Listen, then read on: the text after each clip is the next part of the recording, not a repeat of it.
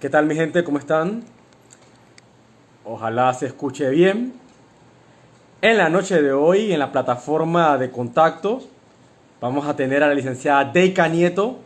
Ella es abogada, laboralista, con el tema de la suspensión de contrato y reducción de horas durante el estado de emergencia.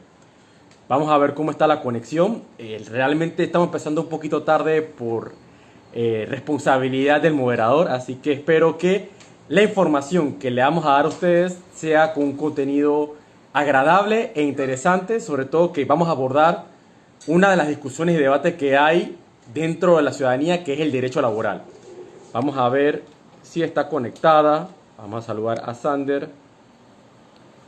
Saludos a Yoriel. Vamos a esperar que se conecte la licenciada Deika. De todas formas, vamos a ver si le podemos escribir. Vamos a ver. Saludos a Gutiérrez Tuñón. Parece que la licenciada Deika ya está conectada, así que vamos a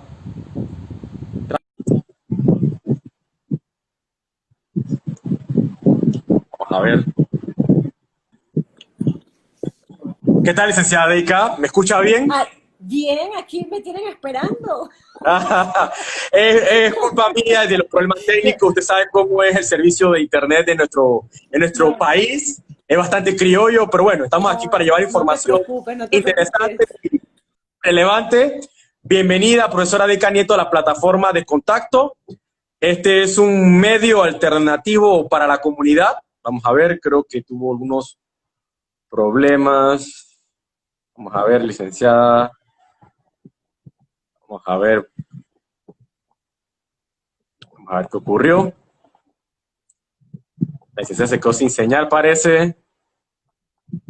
Vamos a esperar a ver cómo que ocurrió. Ah, se salió. Vamos a ver. Tuvimos un pequeño percance, gente. Vamos a ver qué hacemos. Ok. Salió la licenciada. Vamos a invitarla nuevamente.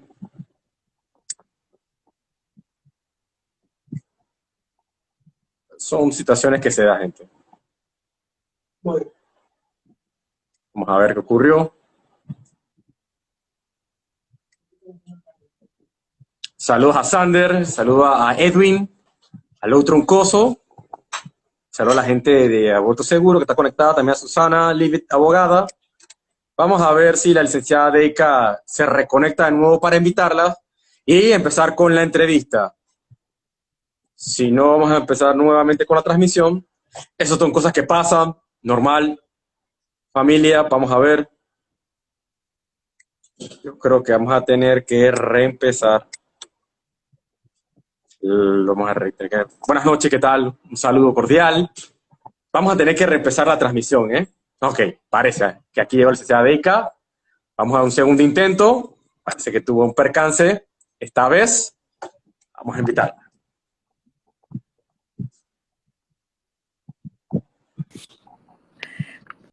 Hola, regresé. Ok, ok. Esta vez se me fue. Sí, fue esa, la producción, se nos cayó el mapa en este momento. Eso Se fue nos lo que cayó el pasó. mapa. Licenciada Deika, bienvenida a la plataforma de contacto. Este es un medio alternativo para la comunidad. Llevamos información de las ciencias sociales y el derecho es una de ellas. Es interesante el tema de hoy. Creo que hay muchas personas que se van a conectar porque están interesadas y esto ha generado un debate ciudadano, el tema de las relaciones laborales, ¿no? Nos encontramos en una pandemia. Conforme a ello, pues el Ejecutivo ha tenido que tomar decisiones fuertes en distintas esferas, sanitarias, en movilidad, económica. Una de ellas es conforme a las relaciones laborales de trabajo. Entonces, en estos casi 5 meses que vamos de estado de emergencia nacional, se ha tomado decisiones sobre las relaciones laborales y han generado discusiones en las distintas figuras jurídicas en materia de trabajo. Unas de ellas son pues las suspensiones de contrato y las reducciones de horas. Entonces, ese tema nos trae en esta tertulia de aquí. La licenciada Deika Nieto es abogada litigante, especialista en derecho de trabajo, y ella nos va a conversar de estos temas muy interesantes. Y a razón de ello, quisiera pues empezar a todo motor con las distintas preguntas. Obviamente que son dos temas muy relevantes dentro del mundo del derecho, especialmente de la lupa del derecho laboral, derecho trabajo, pero empecemos con la primera, que es la suspensión de contrato. Licenciada Deika, ¿le puede explicar a la comunidad, a la audiencia, en qué consiste la suspensión de contrato y por qué ocurre estas confusiones de que cuando se da una suspensión de contrato se piensa que hay que limitar el resto de los derechos del trabajador o prestaciones laborales? Entonces se genera una confusión porque tanto el trabajador, especialmente el empleador, peca en pensar de que lo que es el 13º mes, lo que es las vacaciones, lo que es la prima de antigüedad también se suspende o se congela cuando eso sigue corriendo. Entonces, si le puede explicar de manera muy sencilla y básica a la audiencia en qué consiste esta figura jurídica muy interesante y que se ha aplicado en cantidades industriales durante esta pandemia. Bueno, muchas gracias por la invitación, Ismael. Aquí estoy yo para intentar apoyar un poco con la información. Si comenzamos con la suspensión del contrato, es una figura que existe en el Código de Trabajo, digamos, desde su creación en 1972 y posterior, se establece la posibilidad de suspender las relaciones de trabajo. Esas suspensiones se dan en diferentes situaciones, por ejemplo, el tema de la licencia de maternidad, reconocemos esas 14 semanas que la trabajadora deja de prestar servicio para el empleador, es una suspensión del contrato, porque en ese momento se relega, no se le obliga a la trabajadora a brindar un servicio en ese periodo y la empresa tampoco tiene la obligación de pagar salario, lo paga el sistema de seguridad social. Entre otros temas. El punto es que la suspensión del contrato existe en la ley laboral. Importante recordar que después de que se decretó la pandemia, los derechos laborales, los derechos se mantienen. Se estableció un fenómeno de emergencia nacional, pero es un fenómeno que se aplicaría a la contratación pública. Es decir, todas las normas, las leyes, los decretos siguen vigentes. Y como siguen vigentes, hay que respetarlos. Entonces, la suspensión del contrato la encontramos en el artículo 199 del Código de Trabajo, lo estaba buscando, y lo que intentó hacer el Ministerio de Trabajo cuando se dio la situación tan inédita de la pandemia es ver qué podía hacer con esa situación en donde los trabajadores que estaban laborando al día siguiente le decían, mira, me establecieron una restricción, no puedo operar, no puedo seguir brindando una actividad comercial, vete para tu casa. En esta circunstancia, lo que intentaron las autoridades es tratar de regular de una manera rápida esa situación. Entonces, de ahí se origina el decreto 81 del 2020, que lo que planteaba era un procedimiento muy especial, muy rápido, en el cual el ministerio lo que le pedía a los empresarios, a las empresas, era preséntame la solicitud de suspensión. Esta solicitud se basa, lo que se está dando es por fuerza mayor o caso fortuito, no es por un fundamento económico, no. El fundamento de la actual suspensión, estas que estamos viendo desde marzo, y que ya vamos para más de 4 meses, se basa en fuerza mayor y caso fortuito. Entonces, esta suspensión del contrato lo que plantea básicamente es, yo no tengo la obligación de trabajar, no tienes la obligación de pagarme, pero se mantiene la relación de trabajo y se mantiene la antigüedad de los trabajadores. Durante este periodo, durante el periodo de suspensión del contrato, tampoco te pueden ni exigir laborar, porque hay muchas empresas que les piden a los trabajadores que sigan laborando, y además que les establezcan algún tipo de medida disciplinaria o sanción. Es decir, si te piden laborar, ya deja de existir la suspensión del contrato, se te tiene que pagar el salario, y para volver a darse una situación de suspensión tendrían que volver a solicitarlo. Este trámite que se da ante el Ministerio de Trabajo, muchas personas a veces desconocían o desconocen en este momento que se les solicitó la suspensión del contrato.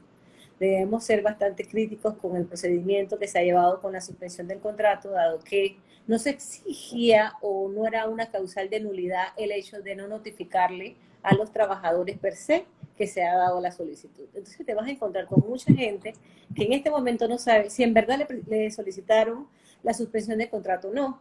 y sobre todo por los efectos del bono, porque el decreto 81 te planteaba la posibilidad de que estos trabajadores fueran beneficiarios de un bono o de un beneficio que iba a dar el Estado.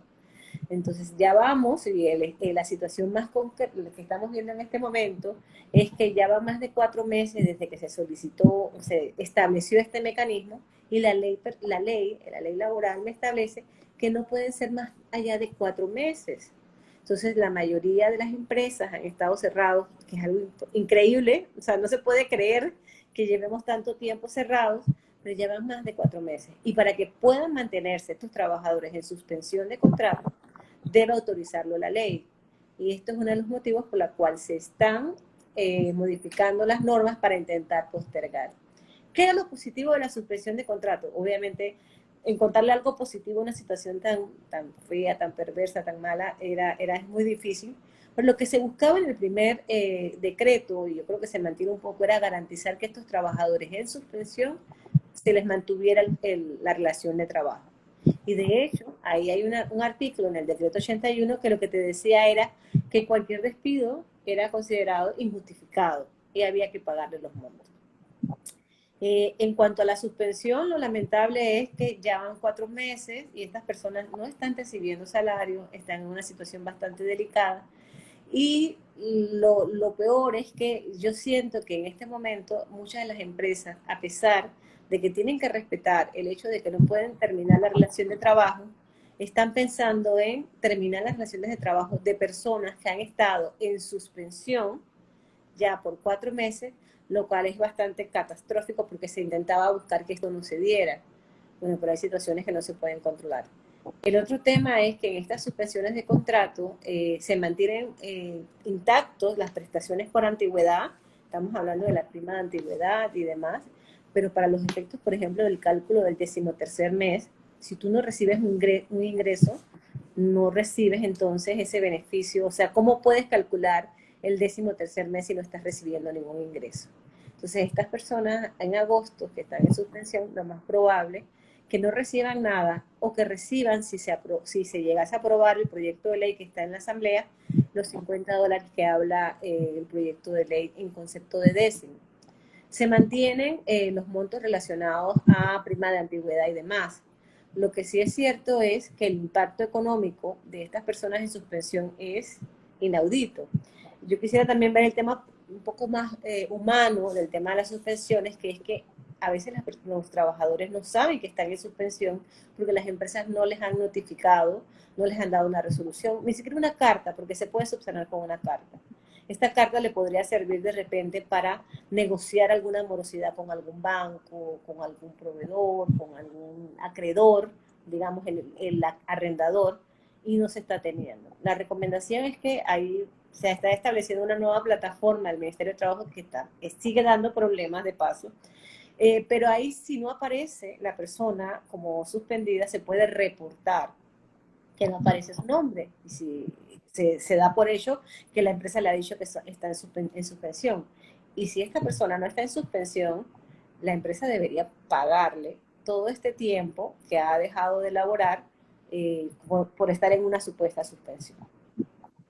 Ok, licenciada, me gustaría abordar el tema de su práctica litigante. Usted en estos meses, con el decreto ejecutivo, ¿qué irregularidad ha encontrado en el sentido de que, como usted dice, ¿no? O sea, algunas vivencias pues irregulares, en el sentido que en la relación de trabajo, por lo menos por parte del trabajador, dice, hey, me suspendieron, pero cuando me busco, en teoría yo tengo derecho al bono solidario, actualmente vale digital en la ciudad, y no aparezco. Y también se da el aspecto de que el empleador hace la solicitud, en teoría el decreto establece que, creo que 4 días, 3 días para un silencio administrativo positivo, pero se da el silencio administrativo, en teoría el efecto jurídico es que está suspendido, pero cuando tú ves el vale digital, el bono digital, no aparece la planilla de sus trabajadores, pues. Entonces, yo quería que usted me contara esas vivencias que ha tenido conforme a la suspensión del contrato. ¿Qué situaciones se pueden dar y qué recomendación se puede en base a la suspensión del contrato? Porque es cierto que hay una gran confusión.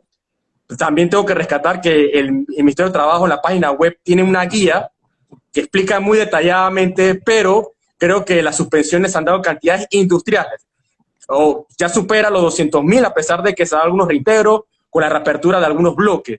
Pero hay confusión tanto del trabajador, que en teoría está suspendido, y tanto del empleador, que muchas veces quiere seguir la normativa del decreto, pero se encuentra de que tampoco su trabajador está generando, no tiene el bono solidario. Entonces, en esa diatriba de regularidades, ¿qué nos puede aportar usted en su experiencia en el ejercicio de la abogacía? Bueno, lo primero es que yo creo que el primer reto que se dio con todas estas situaciones de la suspensión fue un reto tecnológico.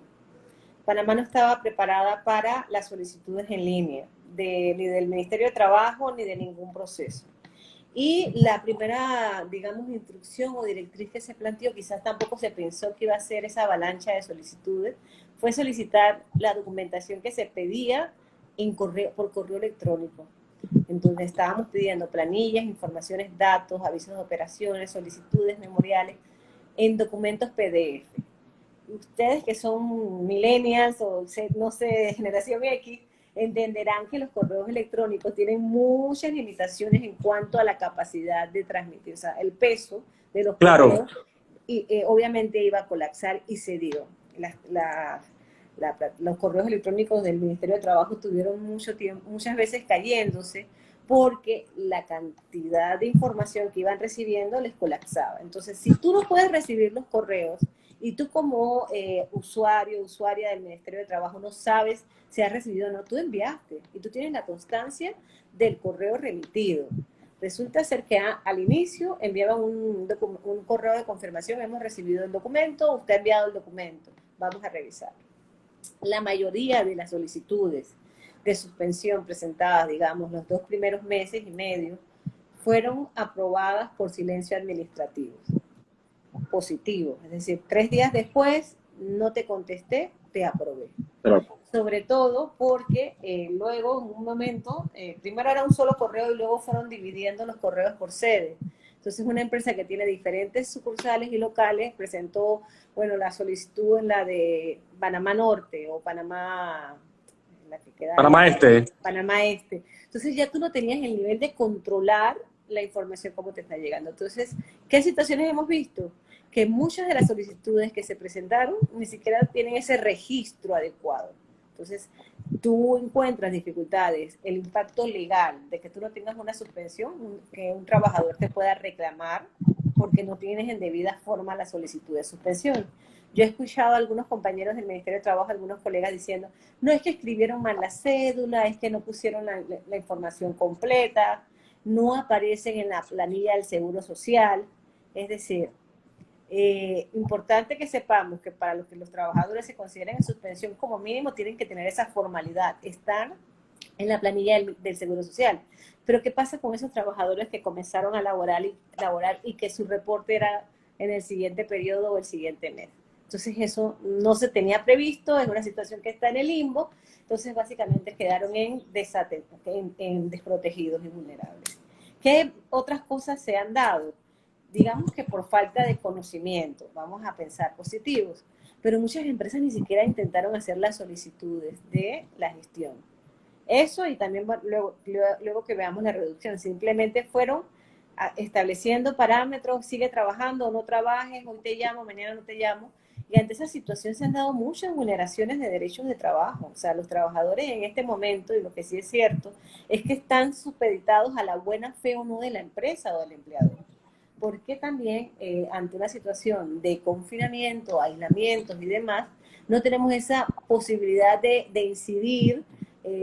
La mayoría de las empresas que tienen al menos un sindicato han podido mediar un poco la situación porque los sindicatos se han mantenido en comunicación, pero dígame usted, un trabajador individual que no sabe su situación de suspensión, no tiene ni siquiera contacto 507 que le digan usted tiene derecho como mínimo.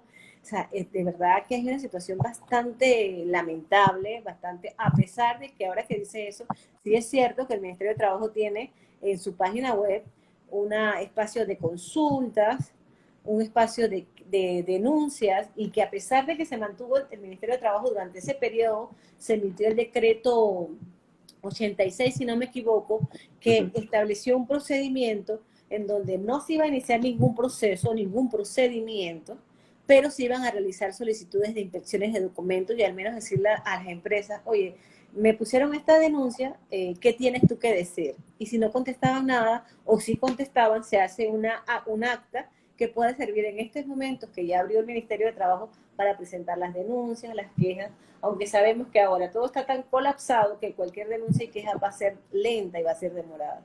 Entonces, ¿qué otras cosas hemos podido ver? Yo creo que lo más lamentable, y eso lo están viviendo los empresarios, las empresarias y los trabajadores, es el tema de que no hayan recibido su bono. O sea, yo no te puedo pagar, pero me escribe un trabajador diciendo, no tengo ni para comer, ¿qué pasó con mi bono? ¿Dónde está mi bono? Y se hace la gestión, mire, ¿qué pasó con el bono? No, es que eso hay que ahora, en este momento, hay que contactar a la AIG, que son los que tienen la información, no es el Ministerio de Trabajo. Entonces, esa falta de, o sea, como de certeza está generando mucha angustia de parte y parte, de tanto la empresa como de los trabajadores, porque resulta que ya pasaron 4 meses y hasta el trabajador que tuviese de repente mayor recurso está afectado. El otro tema de las suspensiones, y también es importante que lo veamos, es que las suspensiones aplican o no excluyen a trabajadores que tienen fueros. Y estamos hablando de trabajadores que tengan fuero sindical, fuero de maternidad, fuero de enfermedades crónicas y degenerativas, todos los fueros. O sea, tú pudiste en este momento de la legislación, salvo que el proyecto de ley cambie algo, haber podido mandar de suspensión a todos los trabajadores independientemente de que tuvieran una protección especial. Esto, obviamente, también se está utilizando para sacarse de las manos a muchos trabajadores, a excluirlos, muchos trabajadores, sobre todo sindicalistas, que cuando ya reingresan a laborar, comienza un nuevo bloque, como tú puedes tener suspensiones parciales, es decir, no tiene que ser toda la empresa, sino que parte de la empresa, tienes a estos trabajadores en suspensión y colocas a trabajar, pones a trabajar a otras personas que no tienen fuero. Por ejemplo, el fuero de maternidad, que es una de las discusiones que están teniendo en el proyecto de ley que esperemos que aprueben ese artículo. El fuero de maternidad es una situación temporal. Si pasa el tiempo, este periodo de embarazo y luego de licencia y demás, o sea, es un tiempo en el cual hay que cuidar a la mujer embarazada y hay que cuidarla también en su salud mental. Y resulta ser que estas mujeres las han mandado para sus casas en suspensión, no están recibiendo bono, no están recibiendo nada y se les está acortando el fuero. Pero más allá de eso, que es algo que también como Estado tenemos que ver, no se le está pagando la cuota del Seguro Social. Si tú no pagas la cuota del Seguro Social y las leyes se mantienen vigentes, estas trabajadoras, si no llegan a las cuotas, van a tener o sea, no van a poder acceder a la pensión por maternidad. Entonces, tú estás teniendo esta población, es interesante saber cuántas están o cuántas no están en esto, o todavía no podemos saber. Muchas mujeres están, o sea, el embarazo es una situación delicada, no es una enfermedad, no es nada, no lo queremos ver como una vulnerabilidad, pero sí es una situación especial. Y como Estado lo estamos dejando de lado, lo estamos mirando para otro lado. Y es más, de hecho, estas empresas que lo primero que hacen cuando tienen una trabajadora embarazada, es decir, se hace todo lo posible para sacarla. No todas, pero es así. Porque no sé, generamos algún tipo de contagio de virus cuando estamos embarazadas y algunas empresas no quieren. Entonces, esperemos que con el proyecto de ley que al menos posterga la duración de los foros de maternidad, que me parece bien porque esto al menos le dice a los empleadores, mira, si no la contratas, no la reintegras a trabajar o la mantienes en suspensión, se va a postergar la vigencia de su fuero. O sea que si te quieres hacer el listo, el astuto, al no reintegrarla a trabajar para que se le vence rápido el periodo de fuero, bueno, eso no va a aplicar. Otra pregunta que me hacen mucho con el tema de las suspensiones es ¿qué pasa si a mí se me vence el contrato en mi suspensión? Se te venció, no pasa nada, se te venció, ahí lo que correspondería es que te paguen tus derechos adquiridos, tus vacaciones, y en el caso que tuvieras un monto de décimo pagarlo, pero no se posterga, porque resulta ser que los contratos definidos deberían ser la exclusión a la norma, no deberían ser la norma. Y si yo te contrato por un periodo definido, por algo muy en particular o muy especial. Y si se acaba ese periodo, supuestamente se acaba esa necesidad. Es lamentable porque definitivamente tenías un contrato, no laboraste nada, te lo suspendieron, luego se acaba. Lamentablemente la ley no cubre o no protege esta situación. Ok, licenciada, yo quería aprovechar la oportunidad, a pesar de que los tópicos son suspensión de contrato y reducción de horas, es que muchas situaciones que se han dado en estos últimos meses es el tema del mutuo consentimiento. Obviamente que la docencia y la academia comprenden muy bien el mutuo consentimiento como un fin de la relación de trabajo por acuerdo tanto de trabajador y empleador, pero parece que se ha vuelto una tendencia, una moda de despedir por mutuo consentimiento. Entonces sí sería bueno por lo menos explicarle a la audiencia y a la comunidad y a aquellos y aquellas que van a ver esta entrevista después, porque la vamos a tener en Instagram TV, el concepto de mutuo consentimiento, porque algunos dicen, bueno, es que cuando hago mi cálculo de prestaciones laborales, realmente eso no es lo que yo me merezco. Entonces uno dice, bueno, me dijeron que me iba a despedir, pero cuando me iba a despedir veo que hay un mutuo. No es que no era un tema de causales. Entonces, es cierto, hay gente que llama para reintegrarlo en la suspensión y al mismo día, al día siguiente, tienen preparado su mutuo consentimiento. Entonces, ¿qué nos puede hablar de esto y para que quede en bastante claridad a la audiencia, ya sean como empleadores, porque menos que hay algunos empleadores, trabajadores o estudiantes de derecho y abogados y abogadas? Bueno, lo primero es que si no me transmito claramente la información, ustedes me detienen y me dicen no entendí, porque los abogados y las abogadas somos expertas en enredar la información. Mira, es lamentable la práctica que está realizando. No, o sea, no, yo entiendo la situación, además yo misma pudiera ser empresaria y verlo. Lo importante es que sepamos que el mutuo acuerdo no es impuesto, es acordado entre las partes. O sea, una parte no me puede, porque ya he recibido como 4 o 5 llamadas hoy preguntándome qué puedo hacer, me presionaron, me iban a despedir por el 213, no me iban a dar nada. El mutuo acuerdo es negociado, o sea, no hay impuesto. ¿Y qué puedo hacer, licenciada? Miren, ellos me obligaron porque me presionaron. Los estudiantes de Derecho y los abogados saben que una de las maneras para dejar sin invalidez o anular un acuerdo es que haya mediado fuerza, dolo o error. Entonces, pero eso hay que probarlo ante un tribunal. Y tiene que probarse de una manera contundente. No fue que, es que ellos me dijeron que si no me iban a despedir. No, es que, ¿qué te hicieron? Te pusieron una pistola en la cabeza para firmarlo. Eso es violencia, fuerza. De otra manera es muy difícil que una impugnación del mutacuerdo vaya. Y si no puedes impugnarlo, ya no puedes ni siquiera, si puedes reclamar la indemnización ante las juntas de conciliación, pero te van a presentar un mutuo acuerdo en donde se dice renuncio a cualquier reclamación posterior, doy por satisfecho de lo que estoy recibiendo. Entonces, no es impuesto. Yo firmo un mutuo acuerdo porque yo revisé lo que me estás pagando y estoy de acuerdo con lo que me estás pagando. De hecho, necesito en este momento que me pagues esto porque necesito recursos y prefiero no seguir esperando ninguna suspensión, que se termine ninguna suspensión o necesito recibirlo.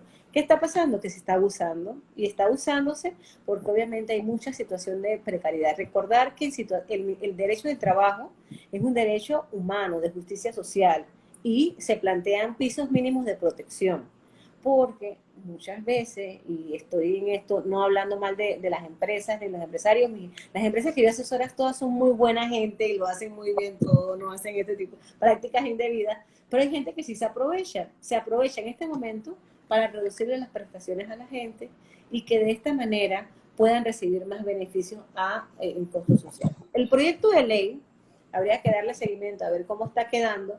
Se plantea que los mutuos acuerdos deben ser registrados ante el Ministerio del Trabajo para que sean válidos. Esto como una manera de contener un poco la cantidad de mutuos acuerdos y tener al menos un registro.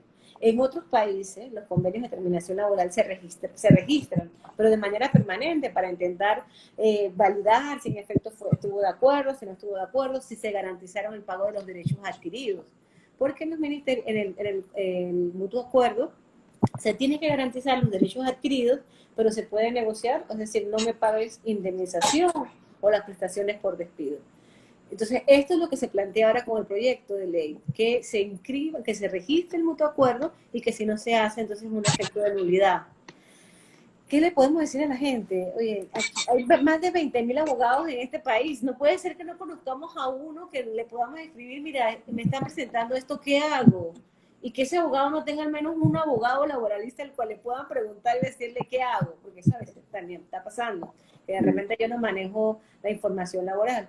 Lo que sí es cierto, y lo planteo porque hace poco participé en un foro, un Zoom, en donde una persona de alto nivel académico, profesional, hizo la pregunta, ¿qué pasa si me despiden con un mutuo acuerdo? No es un despido, es un mutuo acuerdo, y un mutuo acuerdo conlleva ese el acuerdo. Otra cosa es el despido, y el despido es una terminación impuesta por el empleador y las consecuencias, si son justificadas o no, son otras, y es económico. Las consecuencias. No, excelente. Es importante hacer la aclaración del tema del mutuo acuerdo porque se ha vuelto la figura jurídica de determinación de las relaciones laborales de moda. Es tendencia. Entonces, he visto, porque también me ha hecho algunas consultas sobre este tema y yo es que realmente dije, bueno, voy a preguntarle a la licenciada Erika sobre esto porque sí he visto que se está utilizando como un despido cuando realmente no se conjuga ni en su definición, ni en su interpretación, ni en su alcance legal como un despido, sino como una finalización de la relación de trabajo por ambas partes. De ahí, pues nace la siguiente pregunta sobre, aquí nos hacen que el proyecto de ley habla solo de las empresas que suspendieron sus contratos o cerraron parcialmente. Si la empresa nunca cerró, ¿puede entonces hacer un mutuo acuerdo sin la intervención de Mitradel? Bueno, esa pregunta la hace el Urieta Katia. No, esa es una especialista en el tema. Gracias por retarme. En efecto, sí, es cierto. Y ese es un tema que la discusión surge porque este proyecto temporal buscaba establecer medidas para las personas, a las empresas que están en suspensión. Y esa medida, en efecto, debería aplicarle a las, no sé, 80.000 empresas, a los 280.000 trabajadores que estén en suspensión. No le aplicaría a las otras empresas. Pero también es como que regla de tres que las otras empresas que no han suspendido y que han seguido elaborando no deberían estar despidiendo a trabajadores ni proponiéndoles mutuos acuerdos. O sea, no tendría lógica. Pero en efecto, esto es lo que dice Gurieta, tiene toda la razón, porque este proyecto de ley solamente aplicaría. Lo que habría que ver es si se estableció alguna medida que ampliara eso a más empresas. Yo tengo aquí lo que pasó en primer debate y estaba buscando si había cambiado. Quedó en dos. Toda terminación de relación de trabajo deberá constar por escrito. No, si se firma, sí, solamente le aplicaría a las empresas que están en suspensión. Bueno, habría que ver cómo queda después, pero sí. Ok. Licenciada, otra pregunta muy clave y antes que se me olvide y la memoria me sea bastante infiel, algo que ha ocurrido bastante, ¿no? Y es una pregunta del millón. Hay personas que se han encontrado que, bueno, se hacen la prueba de hisopado y dan positivo con SARS-CoV-2, es decir, tiene COVID-19. Entonces, la empresa o el lugar de trabajo, en vez de comprender la situación, pues busca terminar la relación de trabajo. Entonces, yo sé la respuesta, pero me gustaría que usted como especialista lo diga alto y claro.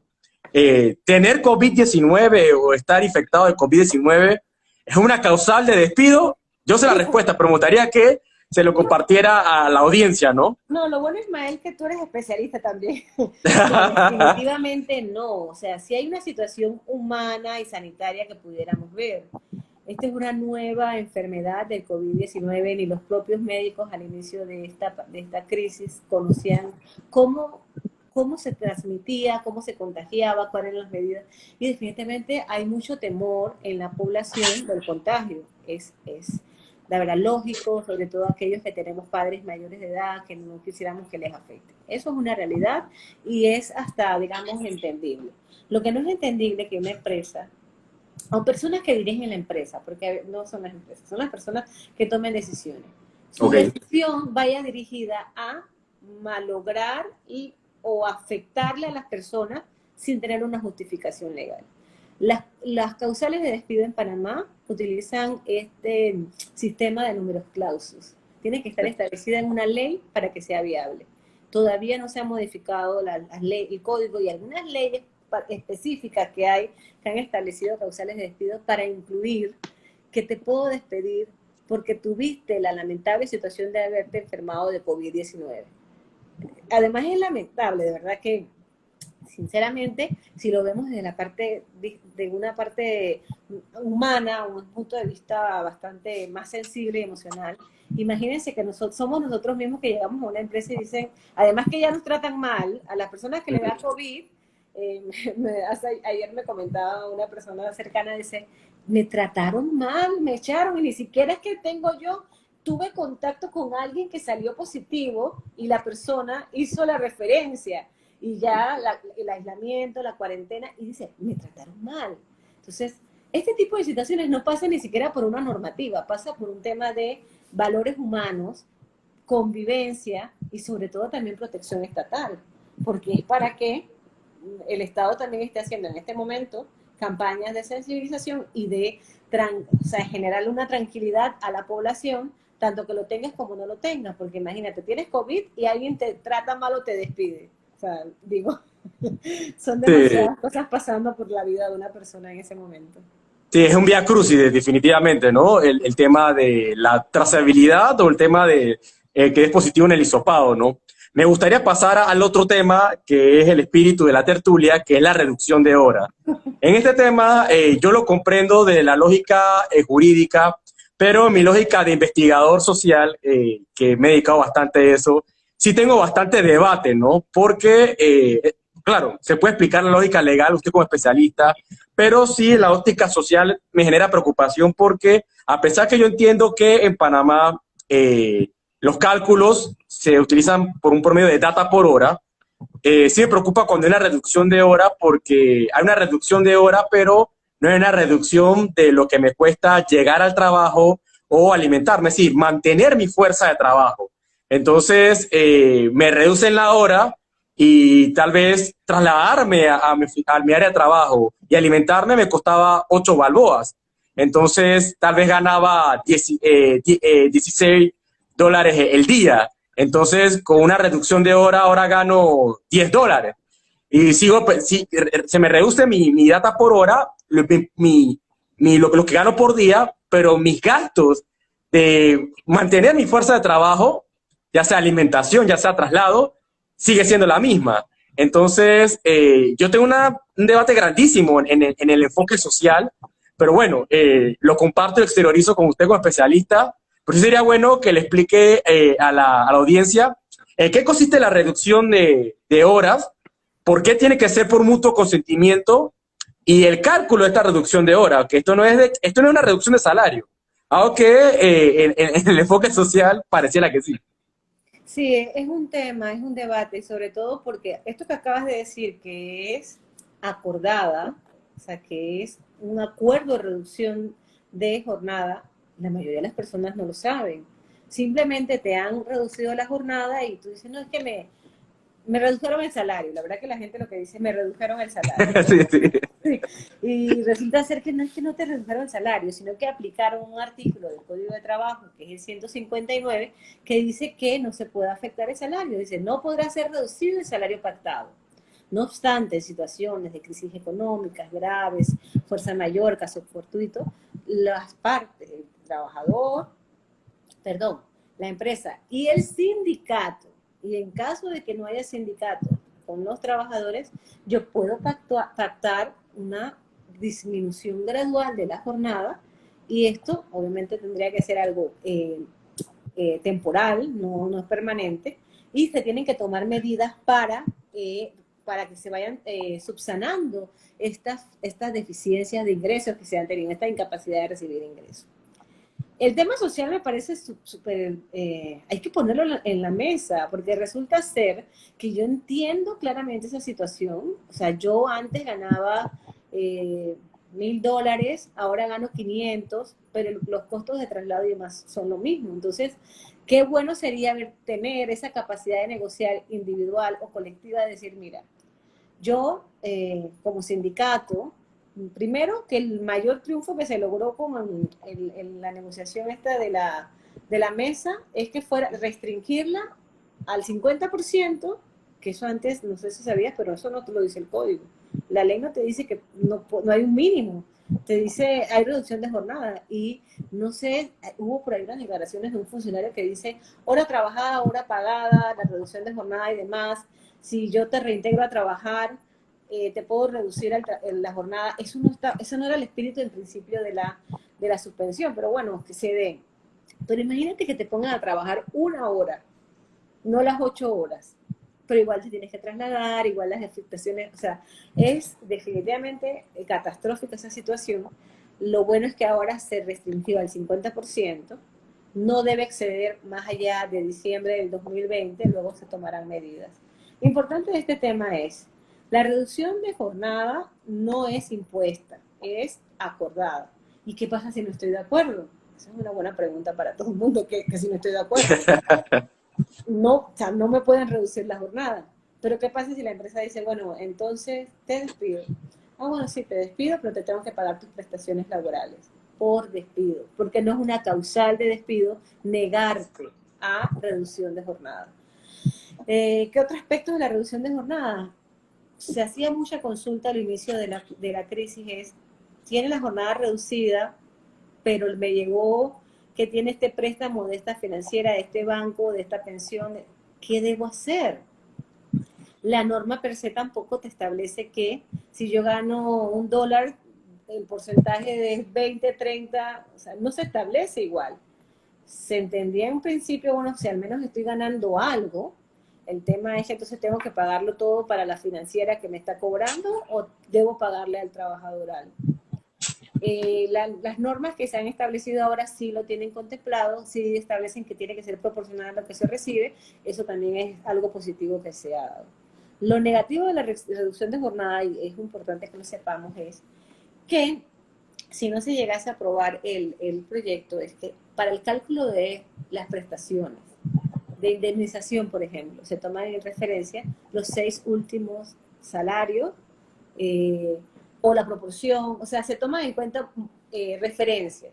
Si tú antes ganabas 600 y después vas a 300, eso te impacta al pagarte prestaciones. Y eso es, digamos, o sea, prefiero recibir algo, pero recibir poco también es negativo. Por eso es que el proyecto de ley lo que establece es recibir el cálculo que se establezca en base a los montos recibidos previamente antes de las suspensiones y la reducción. Eso es positivo porque antes no estaba bien.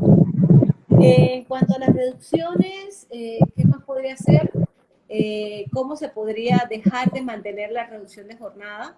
El tema aquí es que hay que ver cómo se redactó el acuerdo de reducción, porque es un acuerdo de reducción. Y el decreto 80 y no fue el 79 y demás, fueron los primeros que salió, estableció un modelo de acuerdo para reducción de la jornada. Eso lo estableció para que se tomara de referencia. En ese momento no sabíamos que iba a durar tanto tiempo la pandemia. Entonces ya estamos pasando por los 4 meses y vamos a llegar mucho más allá. La ley no me establece per se alguna limitación de tiempo. Ahora lo único que establece es el decreto 101 y demás que me establece que sea hasta diciembre del 2020. ¿Cuánto tiempo más tengo que mantener eso? Y si yo firmé el acuerdo de reducción y ya yo no aguanto esto, entonces digo, mejor ¿qué hago? Renuncio. Entonces pierdo mis prestaciones por despido. Y estos son los dilemas que nos encontramos en este momento ante una situación tan especial. Sí, claro, definitivamente que esta situación es inédita y ha puesto en un reto y en duda la capacidad no solamente sanitaria y de gobernanza. Estamos hablando que hasta cada profesional en su propia esfera ha sido un reto, porque hasta para los propios psicólogos que tal vez no pueden dar consejos de cómo lidiar con el estrés o con la ansiedad, ellos mismos lo han dicho, hasta nosotros no sabemos cómo lidiar con la situación porque es la primera vez. Entonces, cuando yo lo traspolo al ejercicio de la abogacía, también para muchos especialistas, por más de los años de experticia, también es una primera vez, porque estamos en una situación inédita y donde muchas veces caemos en el rango de la especulación, porque creo que todos pensábamos que para julio la situación iba a estar mucho mejor.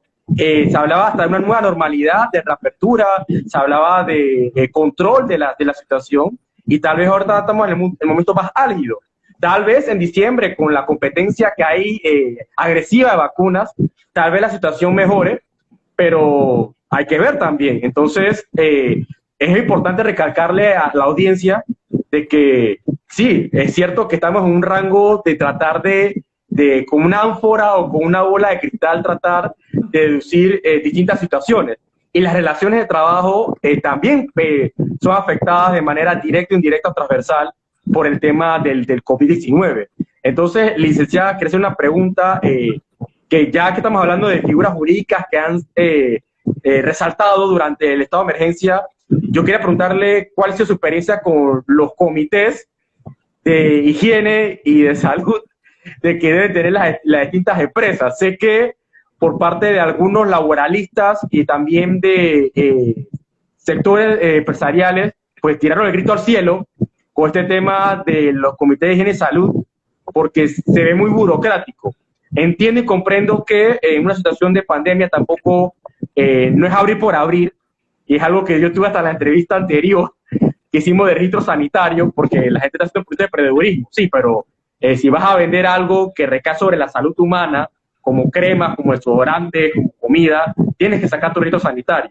Entonces, cuando traspolo el tema de las relaciones laborales, oye, vas a reincorporar trabajadores y en ti está la salud y la higiene de ese trabajador. Entonces, yo quisiera preguntarle su experiencia como abogado laboralista, ¿qué se ha encontrado con estos comités de higiene de salud y qué maravillas han sido? Yo creo que el éxito de los comités de COVID, vamos a resumirlo porque tiene un mensaje largo, un nombre largo, depende mucho de la organización de la empresa.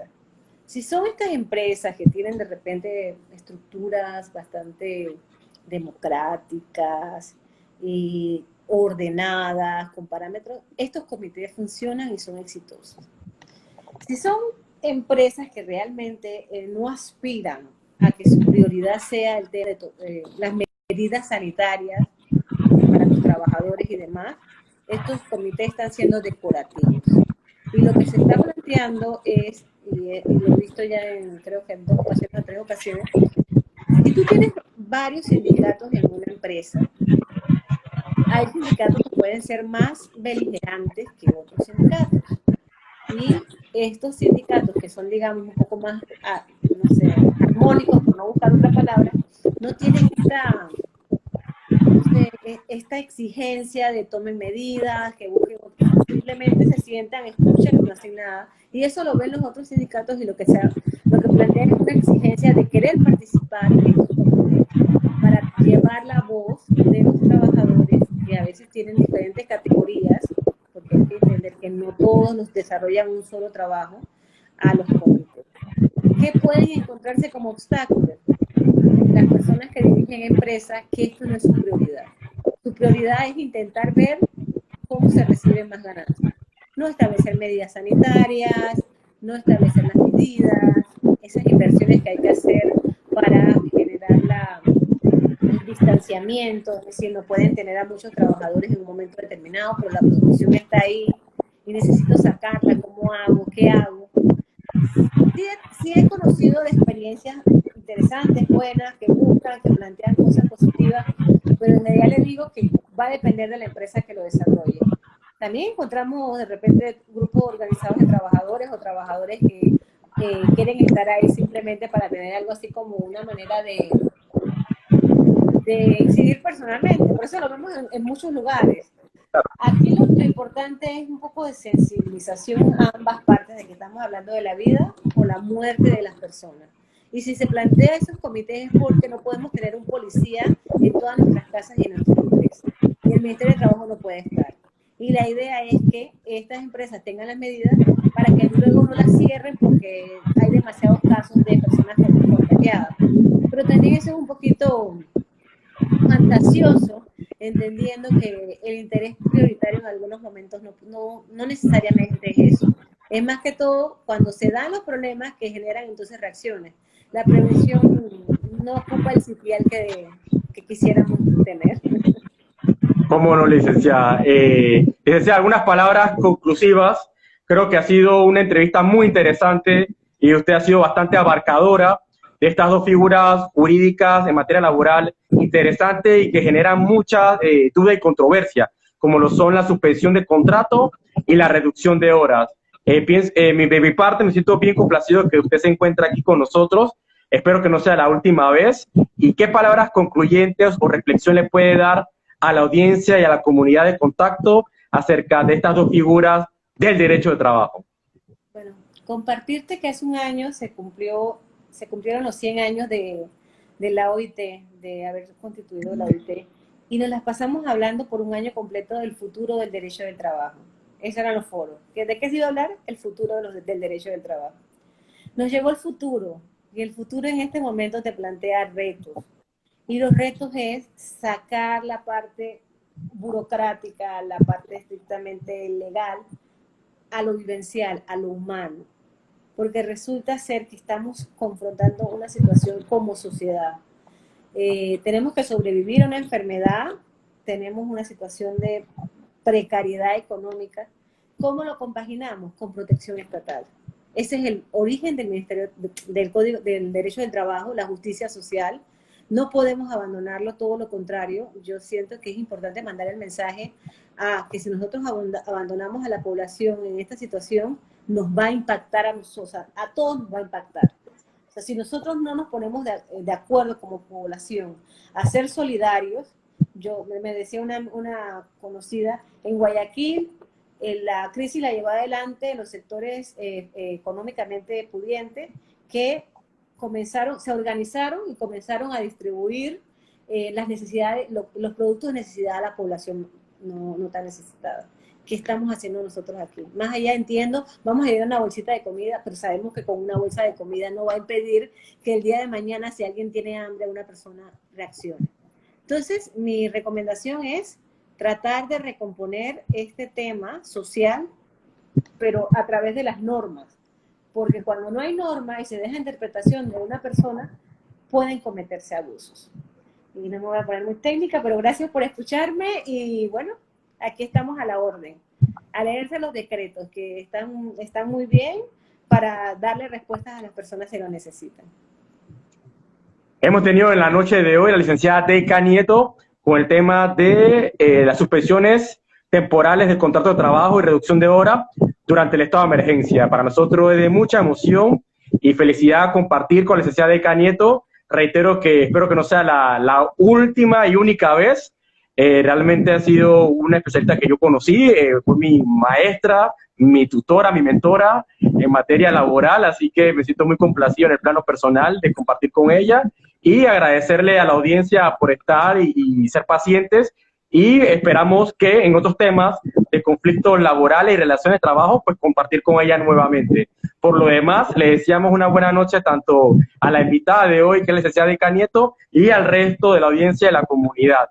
El sábado tenemos otro tema también de derecho, ya cambiamos el concepto de derecho social, así que vamos a ver qué ocurre. Pienso yo que este tema de las relaciones de trabajo es una discusión permanente y que trasciende del plano jurídico porque nos afecta ya sea directo o indirectamente. Este es un tema que vamos a abordar muchas veces en contacto. Por lo demás, muchas gracias por sintonizarnos y lo esperamos en la próxima. Un gusto, licenciada, y un gusto a la audiencia. ¿Cómo no? Chao. Chao, cómo no.